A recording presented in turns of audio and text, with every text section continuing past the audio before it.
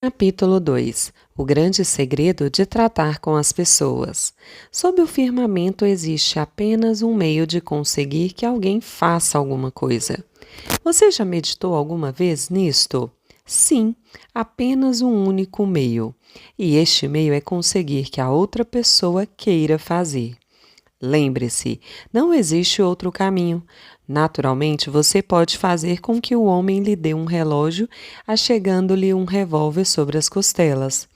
Pode obter de um empregado a sua colaboração, até você virar as costas, ameaçando-o com a despedida. Pode levar uma criança a fazer o que você deseja por meio de pancadas ou ameaças, mas todos estes métodos cruéis têm repercussões profundamente indesejáveis. O único processo pelo qual posso conseguir que você faça alguma coisa é dando-lhe o que você quer. Que quer você? Sigmund Freud disse que tudo em você e em mim emana de dois motivos: a necessidade sexual e o desejo de ser grande. John Dewey, o mais profundo dos filósofos da América, opina um pouco diferente. Diz que a mais profunda das solicitações na natureza humana é o desejo de ser importante.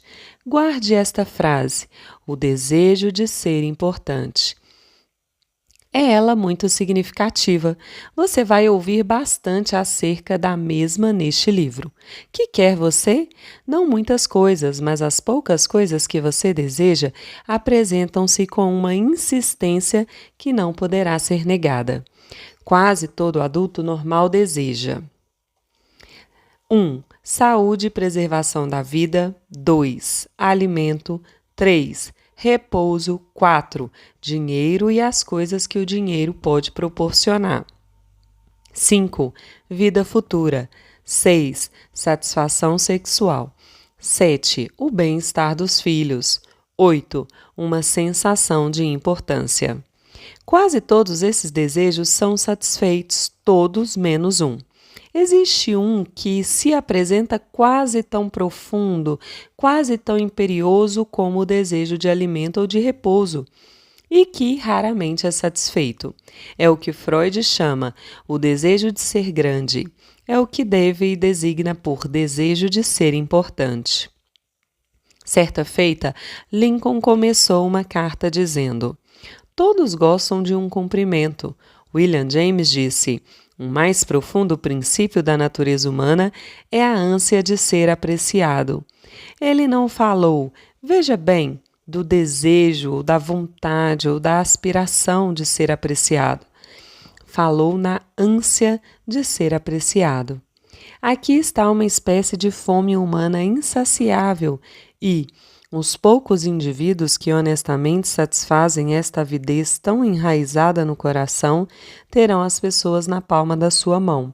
E, mesmo o proprietário de uma empresa funerária fica triste quando elas morrem. O desejo de sentir-se importante é uma das principais diferenças entre as pessoas e os animais. Para ilustrar, quando eu era um rapazola na fazenda em Missouri, meu pai criava porcos de pura raça Duroc Jersey, o gado com o melhor pedigree de focinho branco. Costumávamos expor nossos porcos e nosso gado focinho branco em feiras e nas exposições de rebanhos de Midwest. Conseguimos primeiros lugares várias vezes.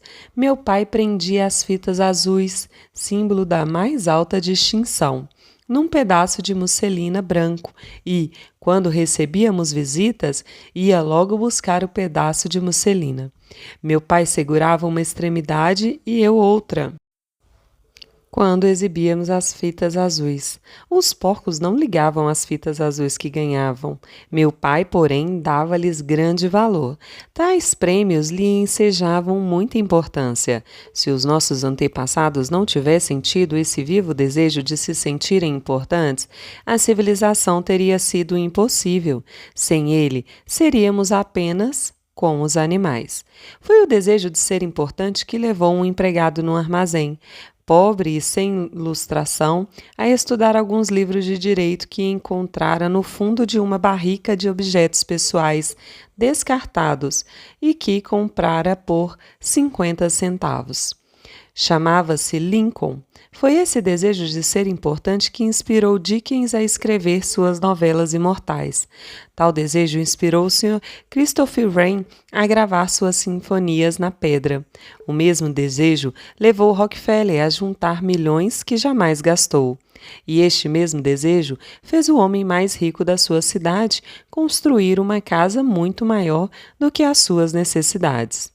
Este desejo faz você querer usar roupas da última moda, dirigir os últimos carros e falar sobre seus inteligentes filhos. É este desejo que leva muitos rapazes a se tornarem bandidos e assassinos. A média dos jovens criminosos de hoje, diz E.P. Mulroney, antigo comissário da polícia de Nova York, tem o ego inflado e seu primeiro pedido depois da prisão é ver os jornais que deles fazem heróis.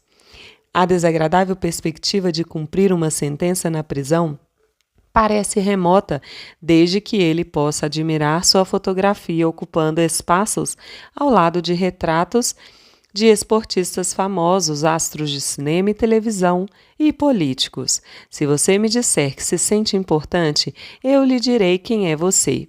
Isso determina o seu caráter, é a coisa mais significativa sobre você. Por exemplo, John D. Rockefeller satisfazia seu desejo de importância dando dinheiro para erigir um hospital moderno em Pequim, na China, para cuidar de milhões de pessoas pobres, as quais nunca viu nem veria.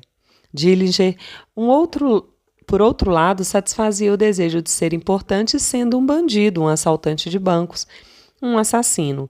Quando os agentes do FBI andavam à sua procura, ele apareceu numa casa de fazenda em Minnesota e disse: "Eu sou Dillinger." Sentia-se orgulhoso de ser o inimigo público número 1. "Eu não vou fazer-lhe mal algum, mas eu sou Dillinger", disse ele. Sim, a única diferença fundamental entre Dillinger e Rockefeller é o modo como eles satisfaziam o desejo de importância. A história está cheia de exemplos divertidos de pessoas famosas lutando para se sentirem importantes. Mesmo George Washington quis ser chamado Sua Majestade, o presidente dos Estados Unidos. E Colombo pleiteou o título de Almirante do Oceano e vice-rei da Índia. Catarina, a Grande, recusou abrir cartas que não eram endereçadas à Sua Imperial Majestade.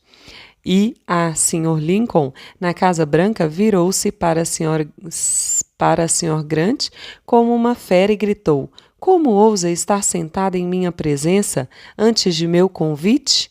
Nossos milionários ajudaram financeiramente a expedição do almirante Byrd ao Polo Antártico na certeza de que várias montanhas de gelo seriam chamadas com os seus nomes. Victor Hugo aspirou a ter nada menos do que a cidade de Paris com outro nome em sua honra. Mesmo Shakespeare, o mais poderoso dos poderosos, procurou aumentar o Fausto do seu nome, buscando um brasão para sua família.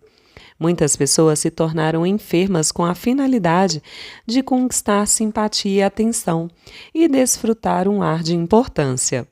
Tomemos, por exemplo, o Sr. McKinley.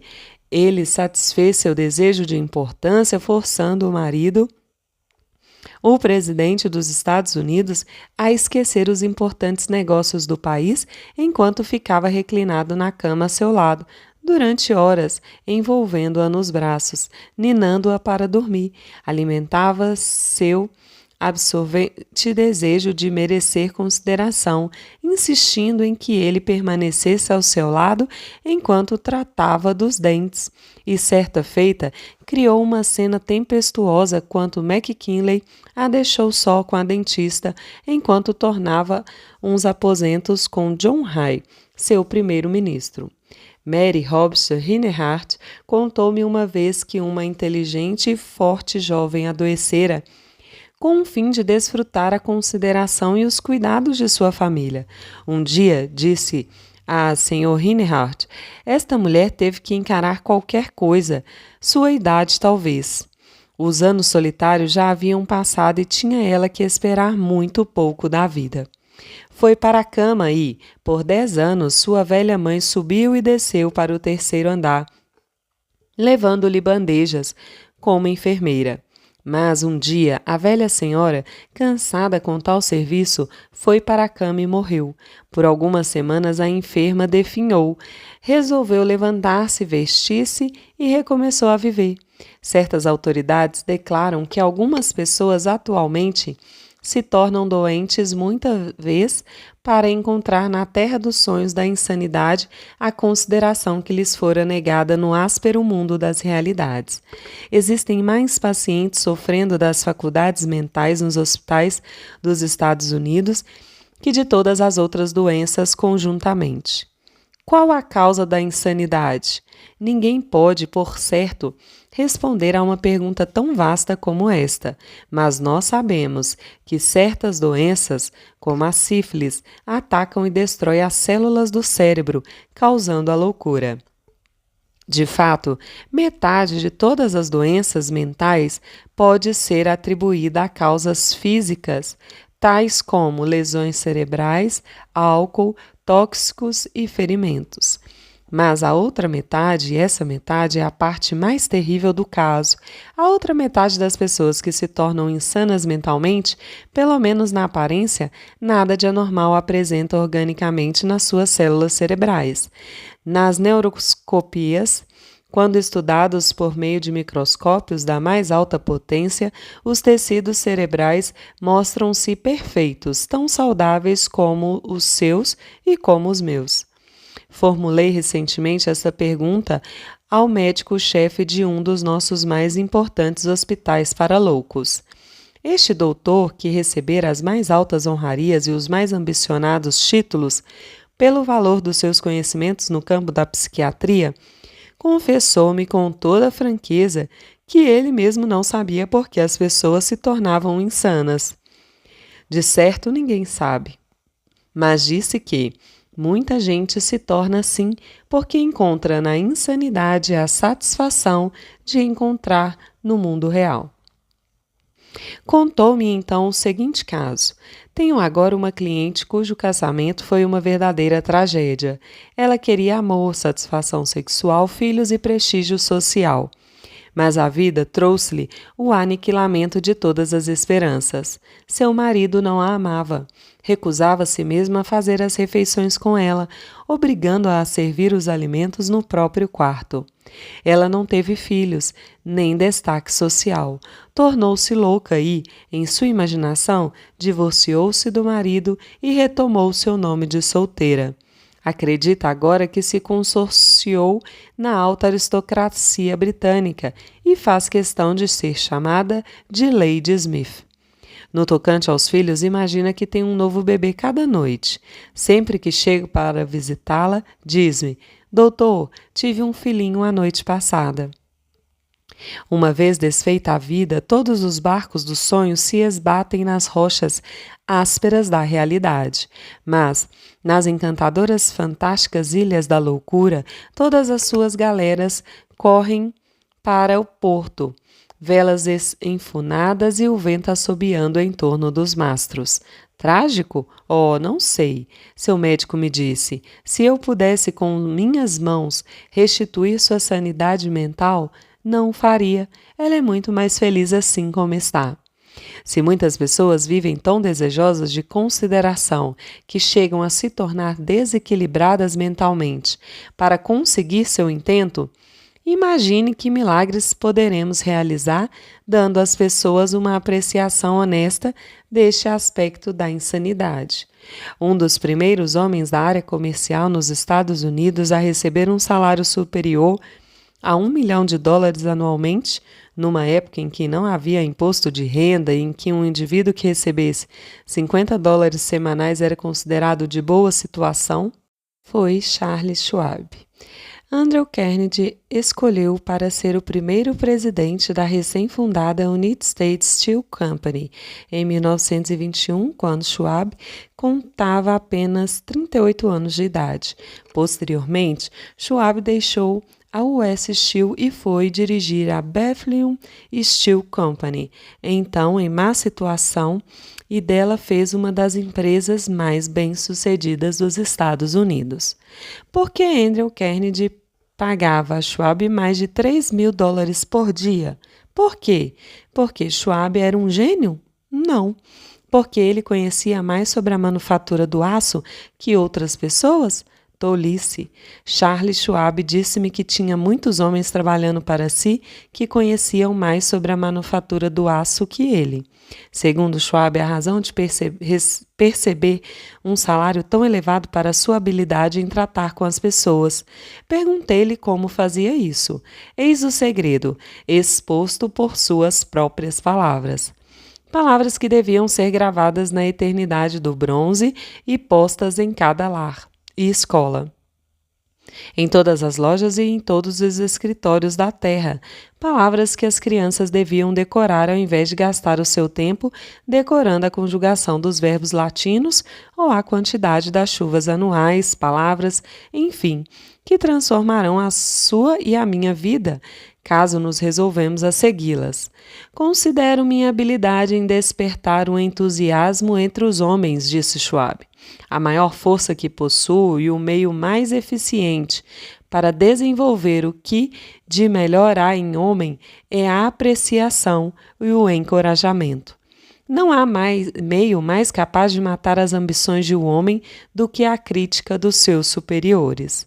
Nunca critico quem der que seja. Acredito no incentivo que se dá a um homem para trabalhar. Assim, sempre estou ansioso para elogiar, mas repugna-me descobrir faltas. Se gosto de alguma coisa, sou sincero na minha aprovação e pródigo no meu elogio. Eis o que Schwab fazia. Mas o que faz a média dos homens? Exatamente o oposto. Se não gosta de qualquer coisa, investe contra o subordinado. Mas, se gosta, não diz coisa alguma. Como reza um dito: o mal fiz uma vez, e nisso sempre falaram. O bem fiz 2 vezes, mas nisso nunca falaram. Tenho viajado muito na minha vida e tenho encontrado grandes homens em várias partes do mundo, declarou Schwab. Mas ainda estou para encontrar o homem, seja qual for a sua situação, que não tenha feito o melhor trabalho e nele posto maiores esforços sob um espírito de aprovação do que se tivesse de fazê-lo sob o espírito da crítica. Isto, disse ele francamente, foi uma das principais razões do fenomenal sucesso de Andrew Carnegie. Carnegie elogiava seus associados publicamente, do mesmo modo que o fazia em particular. Carnegie fez questão de elogiar seus assistentes até mesmo na sua sepultura. Escreveu para si mesmo um epitáfio que diz: aqui jaz um homem que soube ter junto a si homens que eram mais inteligentes que ele. A apreciação sincera foi um dos segredos do sucesso de Rockefeller no conduzir os homens. Por exemplo, quando um dos seus sócios, Edward T. Bedford, cometeu um erro e afirma perder $1 milhão numa compra mal realizada na América do Sul, John Rockefeller podia ter feito qualquer crítica, mas sabia que Bedford havia feito o possível e o incidente foi encerrado. Assim mesmo, Rockefeller ainda encontrou alguma coisa a elogiar. Congratulou-se com Bedford porque conseguiu salvar 60% do dinheiro que havia investido na compra. Isto é esplêndido, disse Rockefeller. Nós não podemos fazer sempre as coisas conseguindo lucros certos. Tenho no meu arquivo uma história que, sei bem, nunca aconteceu, mas que, por ilustrar uma verdade, vou repeti-la aqui de acordo com esta anedota. Uma lavradora, depois de um duro dia de trabalho, colocou na mesa, na frente de seus companheiros, um monte de feno. Quando, indignados, perguntaram-lhe se tinha enlouquecido, ela retrucou: ora, como é que eu ia saber que poriam reparo? Faz 20 anos que venho cozinhando para vocês e durante todo esse tempo nunca abriram a boca para dizer que não queriam comer feno. Quando, há poucos anos atrás, se realizou um estudo sobre esposas que abandonavam os maridos, qual foi a conclusão a que se chegou? Falta de reconhecimento.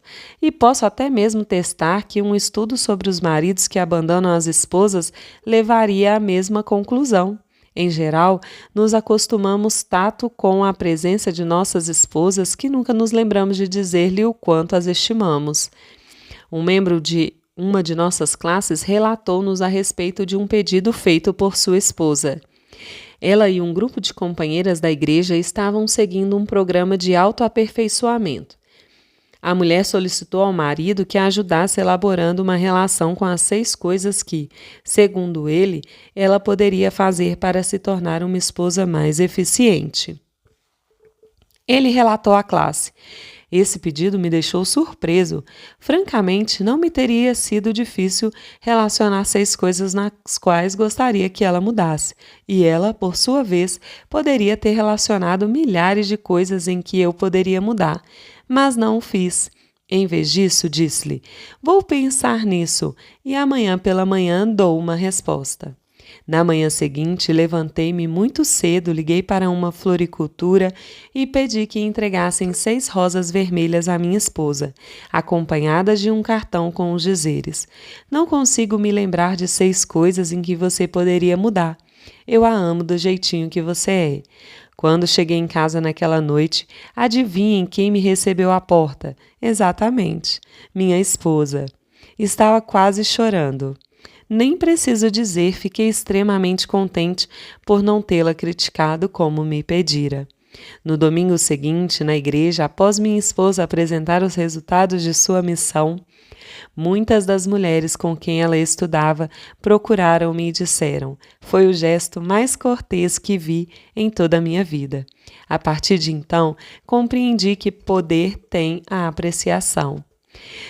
Zia Gilfield, o mais espetacular produtor teatral que já encantou a Broadway, conseguiu tal reputação pela sua sutil habilidade em glorificar a garota americana.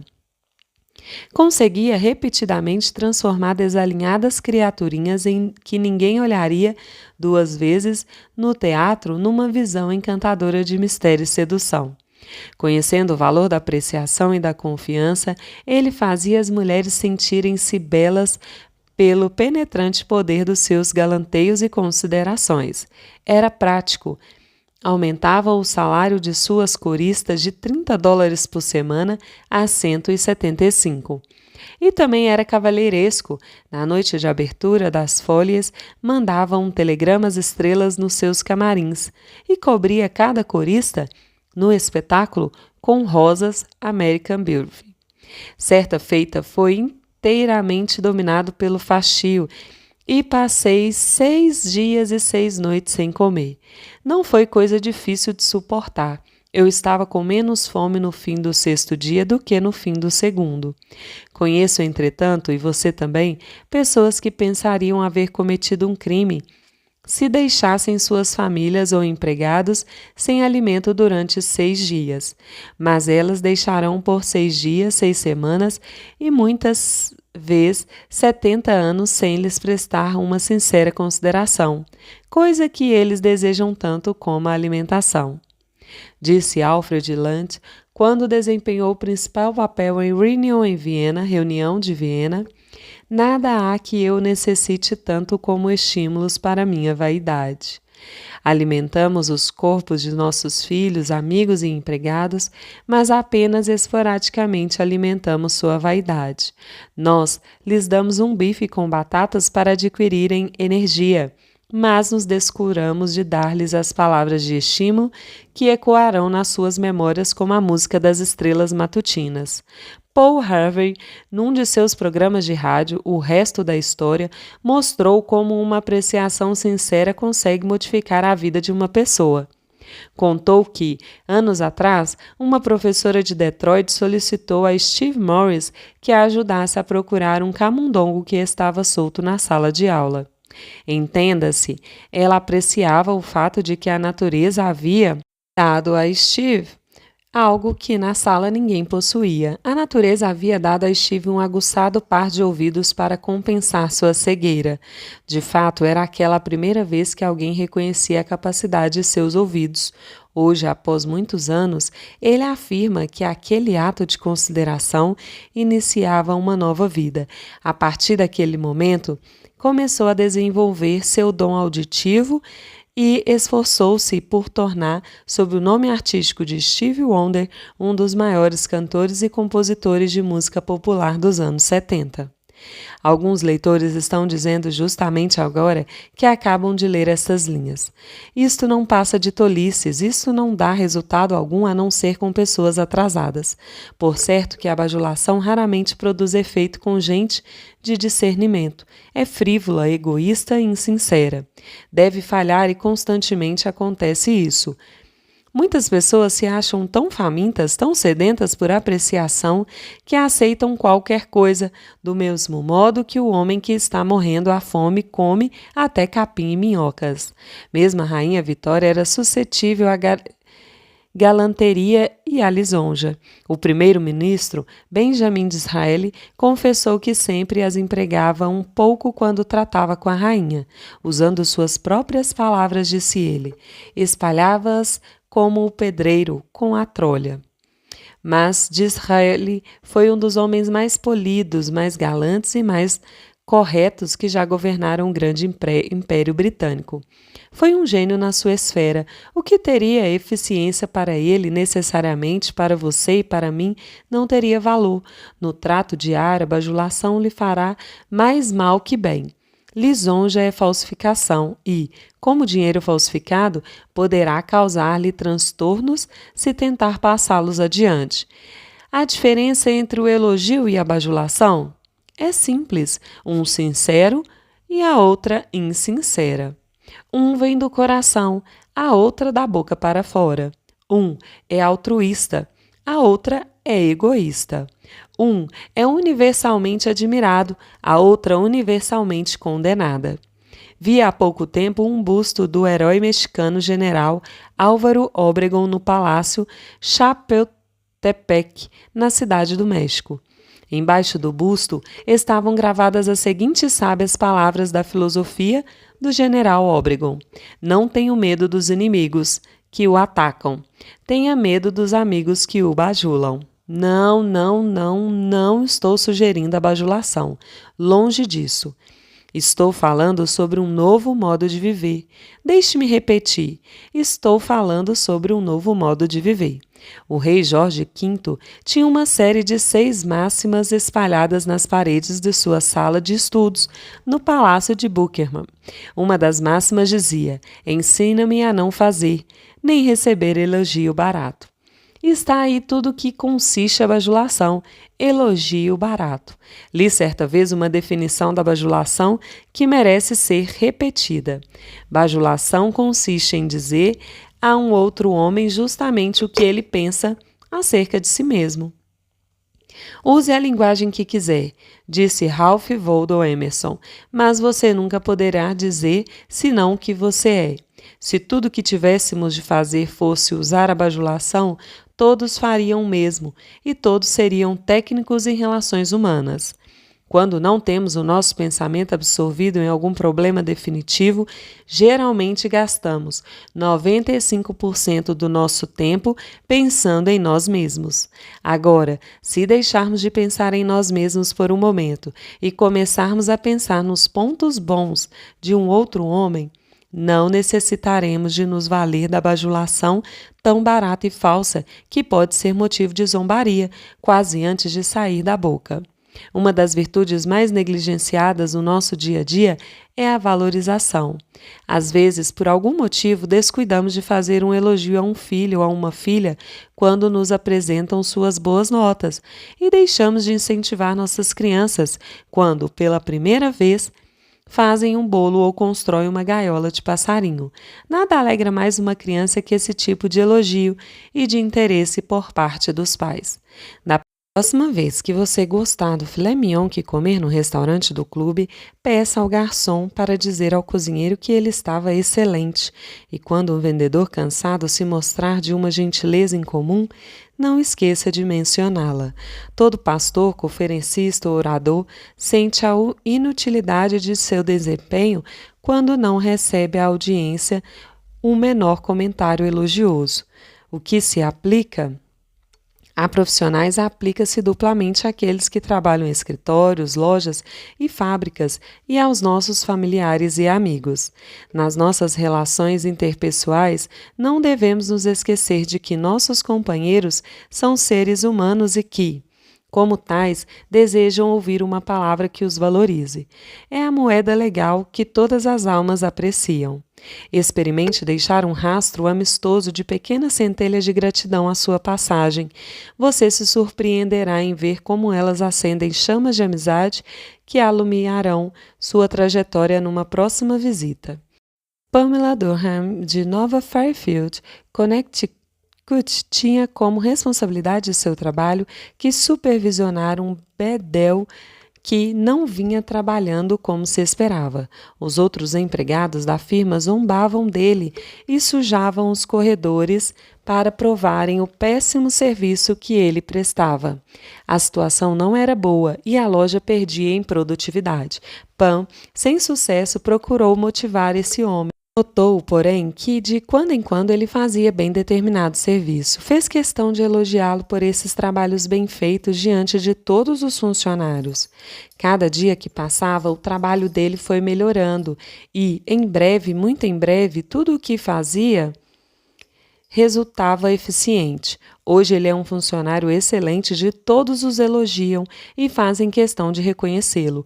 O elogio honesto obteve resultados onde a crítica e a ridicularização falharam. Magoar as pessoas não apenas não as modificam, como jamais as despertam para suas atividades. Há um velho ditado que recortei e coloquei sobre o meu espelho, onde inevitavelmente sempre o vejo. Passarei por este caminho uma só vez, por isso, se existe qualquer bem ou qualquer gesto de bondade que eu possa fazer em benefício do ser humano, que eu o faça já, que eu não adie ou negligencie, pois por aqui jamais passarei. Emerson dizia: todo homem que encontro é superior a mim em alguma coisa, e neste particular surpreendo dele. Se isso era verdade para Emerson, não parece ser 1000 vezes mais para você e para mim? Deixemos de pensar nas nossas qualidades, nos nossos desejos, experimentemos descobrir as qualidades boas de um outro homem, esqueçamos então a bajulação. Façamos um honesto e sincero elogio, seja sincero na sua aprovação e pródigo no seu elogio, e as pessoas prezarão suas palavras, guardando-as e repetindo-as durante toda a vida, repetindo-as anos depois, quando você já as tiver esquecido. Princípio 2. Faça um elogio honesto e sincero.